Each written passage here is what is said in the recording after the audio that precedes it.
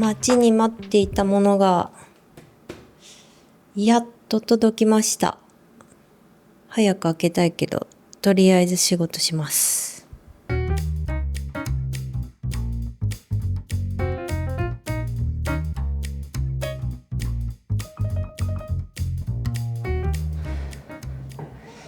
よし、一旦デスクワークを終え、はい、というわけで、ではこれを開けていこうと思います。今回はフェデックスで届いてましたね。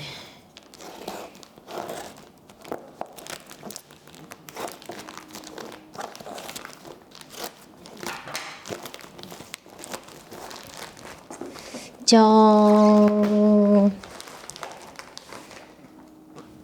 いやー、これは本当に長い間待ちましたね。ローライ 35AF フィルムカメラです。これ去年の秋には届くって話だったんですけど、届かなくて年末に問い合わせたら年明けに送りますって返信が来てて、まあきっとまた来ないんだろうなって思ってたんですが、意外とちゃんとご連絡いただいた通り1月年明けてすぐ発送されましたね。すごいニッチな製品ではあるんですけど、まだ待ってるよって方も多いと思うのでお話ししておくと、9月9日にオーダーしてます。ちなみにオーダー番号は1000番台の頭ぐらいです。届いてない方は一旦問い合わせてみるといいかもしれない。じゃあ開けてきます。はい、では開封。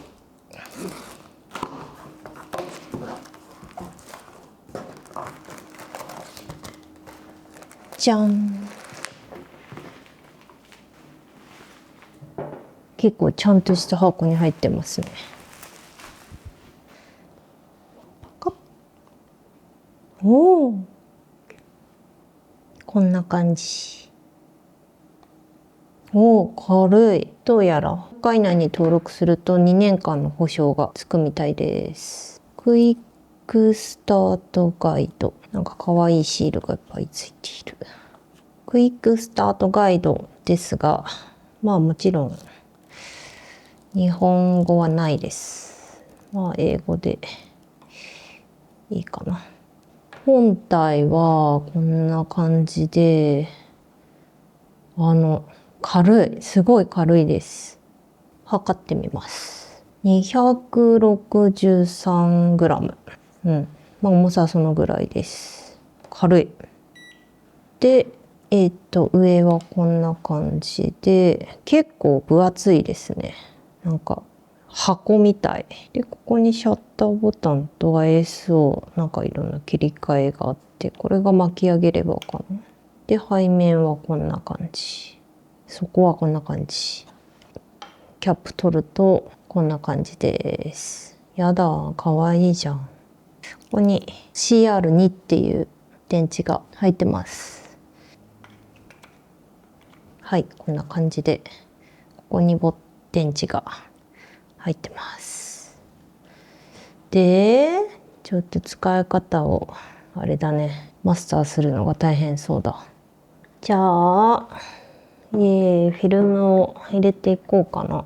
ちょうど今ですね M3 に入ってて、あと数枚で取り終えられるのがイルフォードの HP5 プラスなので、同じフィルムを入れてみたいと思います。そしたら写りの比較がちょっとはしやすいんじゃないかなと。ではまずはこのレバーを R の方向にして、そこのロックを外してカバーを取ります。よっ、なんかついてる。よいしょ。なんか全体にですね、なんかすごい高級感があるって感じの作りではないですね。これも結構プラスチックな感じ。この辺のなんかレバーも結構チープっちゃチープな感じ。さすがに M3 と比べちゃうのは酷だと思いますが、次はインサーティングフターフィルム。フィルムを出しまして、プレッシャープレートと呼ばれるパーツがカチャッとカパッと開くので、ここに対してこんな感じでフィルムをはめ、ここに小さな爪があるので、そこにこのフィルムの穴の部分を当てて、これを戻すと。はい。そしてこの下にスリットがあるので、ここにフィルムを差し込むと。よいしょ。OK。このスリットに通した先のフィルムのこの穴が2、3個ぐらいこっちに出るくらい引っ張っておくといいっぽいです。はい。ちょっと見えないですが、こんな感じで。で、次。まだ後ろは閉めずに、まずは電源を入れますと。そしたら、このシャッターボタンを押して、巻き上げレバーを押すと。これでいいのかな？そしたら、カバーを元に戻します。なんかあんまり立て付けが良くないですね。はい、こんな感じ。ちょっと立て付けというか、ビルドクオリティはそこまで高い感じは正直しないですね。で、ロックをまた戻すと。よいしょ。今ちょっと間空いてると思うんですけど、こういうとこはね、なんかこう立て付けが悪くてしっかりはまらない。つきたかな。これで OK か。フィルム装填完了。なんかあとは説明書は撮り終わってフィルムをどう巻くかみたいなことしか書いてなくて、詳しくはここへって QR コード書いてあるんですけど、これ読み込むでしょなんですけど、なんかただウェブサイトに飛ぶだけっていう。なんかここにあんのかな、サポート。ここになるほど、ウェブサイトにチュートリアルがありました。ちゃんとこういうの見ないとダメですな。なんだよ、最初からこっち見ればよかった。で、そしたらここにフィルムカウントが出てくるみたいなので、これが-2から0になるまでシャッターを押せって言ってるんだけど、今オートってしか出てないな。なった。-1、これで0になった。ちなみにウェブサイトに英語ですがフルマニュアルもちゃんとあったので、これをやっぱちゃんと見とくといいかも。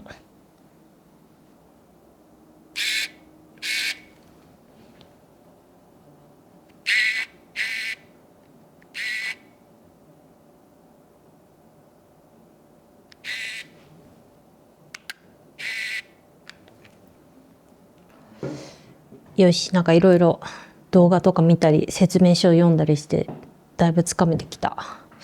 このローライ 35AF はミントカメラっていう香港だったかなの新興カメラメーカーが、ローライのライセンスのもと作ってるみたいな感じなのかな。で、昔あったフィルムカメラのローライ35にライダーセンサーをつけて AF 化したっていう、オートフォーカスが使えるようにしたっていうカメラなんですね。で、私元々のローライ35自体はちょっと使ったことないのであんまり詳しくお話しできないんですけど、特徴的なこのフロントフェイスとこちら側についているダイヤルが絞りのダイヤル F2.8 から、16まで設定できます。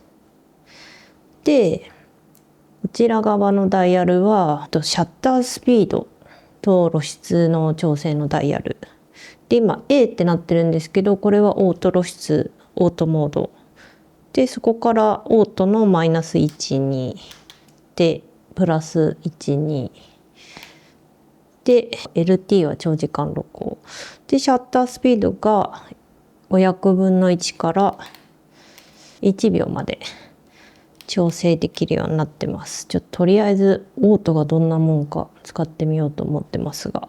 で、ここに OLED のディスプレイがついてまして、例えば今オートモードにして、F 値今4になってますけど、例えば 2.8 とかにするとここに OK っていう表示が出るんですよね。ここも適正露出よりちょい明るいぐらいだよっていうのを教えてくれるみたいです。で、オートフォーカスはここのシャッターボタンを半押しすると作動します。はい。で、こんな感じでファインダーの横にあるこのグリーンのインジケーターでピントの状態を教えてくれます。この点滅してる場合はちょっと近すぎてピントが合わないよっていうことみたい。ちょっと分かりづらいかもしれないんですが、この半押しをするとこのファインダーの中のこの真ん中の印にこうフォーカスが合うよっていうことらしいですね。はい。というわけでローライ 35AF どうなんだろうな、まだ1枚しか撮ってないですけど、ちなみにレンズの焦点距離は 35mm です。私の一番苦手な焦点距離ではあるんですが、あとストラップですね。ストラップもつけとこう。付属のハンドストラップつけようと思います。ちょっとちゃんと負けてたりするかが心配。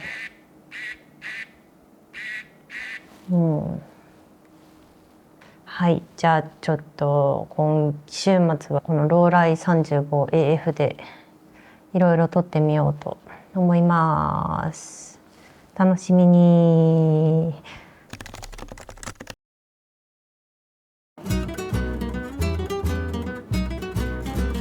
はいはい、そして結構時間がかかったんですけど、1本目のフィルムをようやく撮り終えたので、現像してみたいと思います。まずは、フィルムを巻こう。はい、こちら撮り終わりまして、まずはこのファインダーの横にあるレバーを R の方向に上げます。そしてこの面にあるこのクランクを回していきます。どうやらこれで巻けるみたい。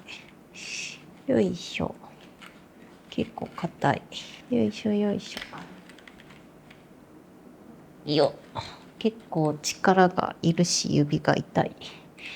元祖ローライもこんな感じなのかな。ちょっと結構力がいるのとこの来た。結構力がいるのとなんていうんだ、逆方向の力がこうかかってくるので、それをこう抵抗するにこう巻いていかなきゃいけないので結構パワーがいる。そしたらこのロックを外してよこれで OK ですね。フィルム無事取り出せました。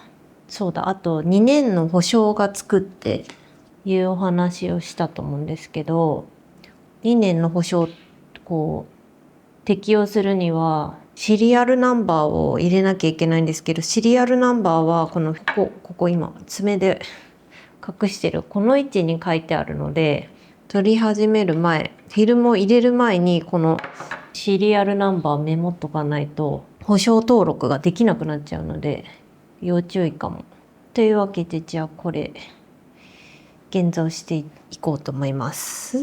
撮れてんのかな。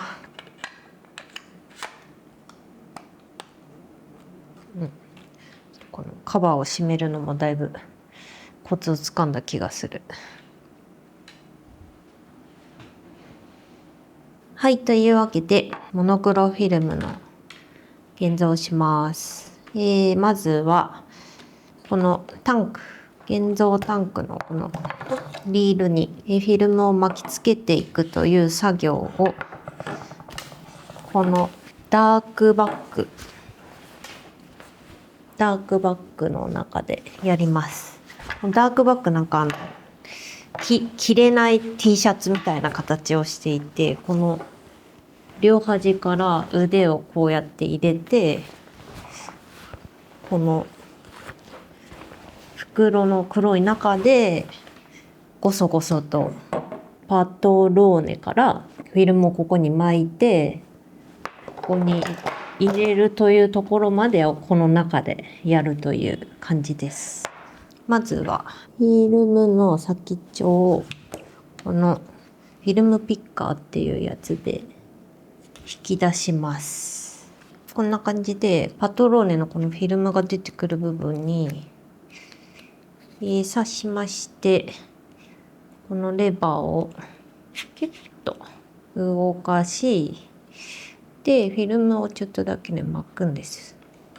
したらちょっと巻くとカチッっていうところがあるので、カチッといったらもう一個のレバーをスライドさせて、でこれでピュッと抜くとこのパトローネからフィルムの先っちょが出てくるので、これをちょっと引き出しておくという。で少し切ります。で角を私はちょっと落としときます。よいしょ。はい、こんな感じで。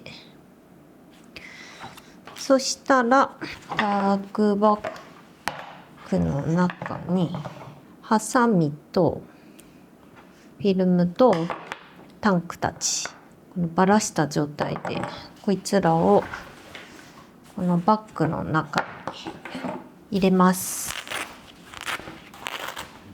この中にね、こんな感じになってます。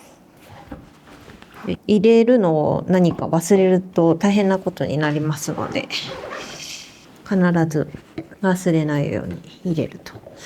でちなみにこのタンクのリードにこのフィルムがこんな感じでこう送っていくというか巻きつけていくっていう作業をここからこのダークバッグの中でやります。アップルウォッチとか取ります。光ると困るので閉め、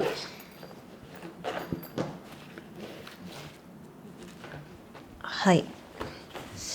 慣れると全然これできるんだけど、慣れるまではちょっと感覚をつかむのが大変よいしょかもしれないですが、意外とね全然できます。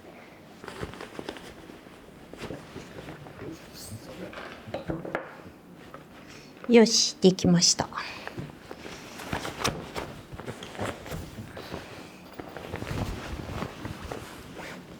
はい、これでもうこの中にフィルムが収まっております。で、はい、空っぽになったパトローネちゃん。はい、そしたら現像してきます。よいしょ。ダークバッグは便利です。ちっちゃく折りたためるし、暗室必要ないし。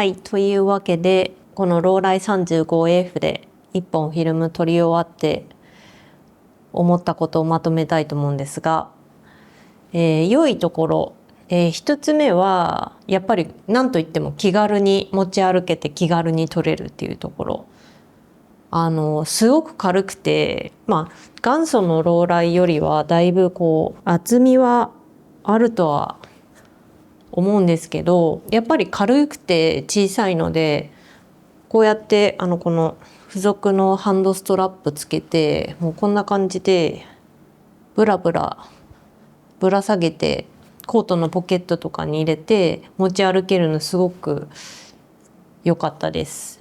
で、あと撮るのも簡単。オートが使えるから。今回の作例に関しては、全てオートで撮ったんですね。なのでもう本当あんまり何も考えずにこうただ撮るものを意識してシャッター切るだけっていう感じでした。すごく気軽に撮れる。で、私の場合はどうやって撮ってたかというと、全モードオートに設定して、このカメラシャッタースピードが500分の1が一番最速なので、例えば、今日みたいに晴れてる日の野外とかだったら絞りを8から F8 から16ぐらいに設定して、もうあとは撮るだけ。で、逆に暗めの室内とかではシャッタースピード遅くなりすぎちゃって手ぶれしたりする心配があるので、絞りを F2.8 とか4とかに設定して、ただただ撮るという感じで扱ってました。もう本当にフルマニュアルのカメラに比べても露出合ってっかなみたいな心配をしないで撮れる。すごく気軽に撮れるなって思いました。2つ目は、そこそここのレンズよく映るなっていうことでした。多分ツアイスのレンズが載ってる元祖のローライほどではないとは思うんですけど、全体に繊細な絵が撮れるなという印象です。なんか繊細さといってもなんかこうキリリとしててシャープっていう繊細さっていうよりは、なんかこう線が細くて柔らかい繊細な絵っていう印象を受けました。で、あと室内で撮ってるカットに関しては開放の F2.8 を使ってたんですけど、開放がわりかしいいなって思いました。ISO400 のフィルム使ってるとちょっと室内の暗いところじゃないとなかなか使えないんですけど、もうちょっと ISO125 とかのフィルム使って開放を多用するようにしてもいいかもなって思いました。ちょっと今後試してみたいと思ってます。で、あと3つ目はこれはカメラ自体がどうっていうことではない話なんですが、カメラ好きな人が反応してくれてコミュニケーションが生まれるカメラだなっていうのを思いましたね。先日 L から始まる、カメラブランドの、新製品の発表会に伺った時もちょっとこれ片手にぶら下げて遊びに行ってたんですが、結構お店の方が「何ですかそれ、もしかして」みたいな感じで反応してくださって、やっぱこのクラシックな見た目なんだけど撮ろうとするとジージージージーオートフォーカスの音が鳴るので何っていうコミュニケーションが生まれるのも楽しいなって思いました。はい。この後良くないところでもあげるんですけど、このオートフォーカスのなんかちょっと懐かしい感じのジージーってなる音がある意味アイコニックかもしれないって。で、次、ここはいまいちだなって思ったところです。まずは一つ目、シャッターフィールが良くないっていうところです。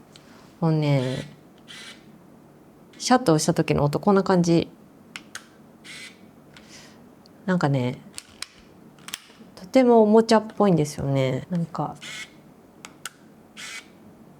こっちゃって感じ。はい、なんかちょっとね、